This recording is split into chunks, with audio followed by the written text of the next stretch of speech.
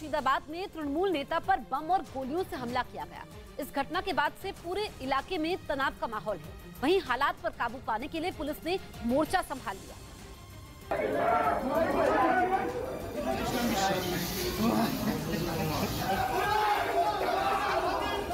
इस हमले में घायल हुए तृणमूल नेता मोतीरूल शेख गंभीर रूप से घायल हो गए और इलाज के समय उनकी मौत हो गई। बताया गया कि इस इलाके में तृणमूल के 2 गुटों में हिंसक झड़प हुई थी, जिसके बाद किसी ने बम गोली से हमला कर दिया, जिसकी चपेट में मोतीरूल शेख भी आ गए। इस हमले में वो बुरी तरीके से घायल हो गए थे। इस घटना के बाद से इलाके में तनाव का माहौल हो गया।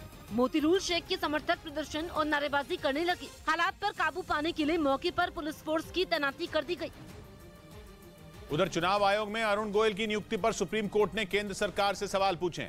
अदालत में 5 जजों की बेंच ने उस याचिका पर सुनवाई की जिसमें अरुण गोयल की नियुक्ति में जल्दबाजी के आरोप लगाए गए थे, जिस पर सुनवाई करते हुए कोर्ट ने केंद्र सरकार से अरुण गोयल की नियुक्ति से जुड़ी फाइलें मांग ली। इसके साथ ही अदालत ने साफ किया कि वो बस ये देखना चाहती है कि उनको नियुक्त करने में केंद्र की तरफ से कौन सी प्रक्रिया अपनाई गई।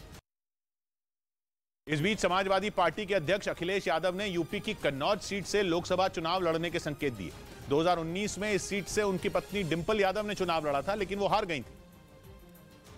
और अब अखिलेश यादव ने 2024 का लोकसभा चुनाव कन्नौज सीट से लड़ने का इशारा किया। चुनाव लड़ेंगे यहाँ पे, जहाँ पहला चुनाव लड़े वहाँ फिर चुनाव लड़ेंगे। साल 2000 में हुए उपचुनाव में अखिलेश इसी सीट से पहली बार सांसद चुने गए थे। इसके बाद 2004 और 2009 में भी उन्होंने कन्नौज सीट पर जीत दर्ज की थी।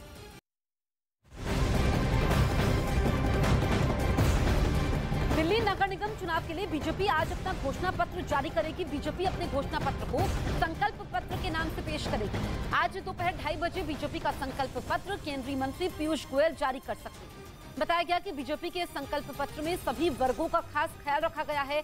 ये भी बताया गया कि इसमें महिलाओं, व्यापारी, युवा, सफाई कर्मी, हाउस टैक्स और स्कूल शिक्षा से जुड़े लोगों पर विशेष ध्यान दिया गया है। उधर दावा किया गया कि दिल्ली में मौजूद एम्स के सर्वर को किसी ने हैक कर लिया, जिसकी शिकायत मिलने के बाद केस दर्ज कर दिल्ली पुलिस ने जांच शुरू कर दी।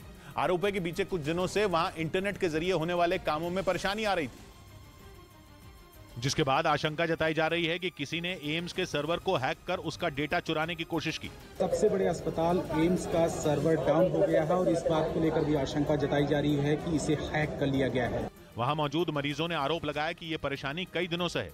एम्स का सर्वर डाउन होने की वजह से उन्हें काफी दिक्कतों का सामना करना पड़ा। 3 दिन हो गए सर्वर डाउन। बताया गया कि इस वजह से आईसीयू के बाहर मरीजों की लंबी कतार लग गई। वहीं दावा है कि इस समस्या से निपटने के लिए साइबर एक्सपर्ट्स की एक टीम की मदद भी ली गई।